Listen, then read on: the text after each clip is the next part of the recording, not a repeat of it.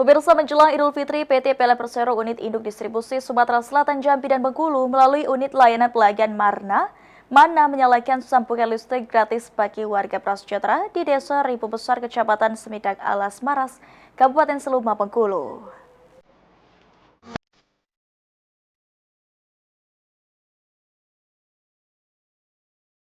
Melalui program tersebut, PLN menghadirkan sambungan listrik baru berdaya 900 volt ampere bagi 4 keluarga penerima manfaat, yakni Petri, Andi Suwanto, Sidarto, dan Zarnawati.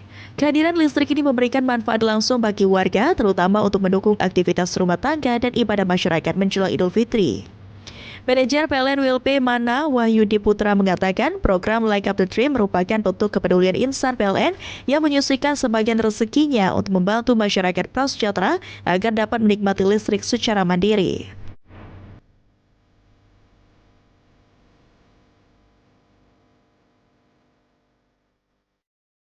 Wahyudi menjelaskan listrik menjadi kebutuhan penting bagi masyarakat, terutama untuk menunjang aktivitas sehari-hari maupun kegiatan ibadah menjelang Idul Fitri.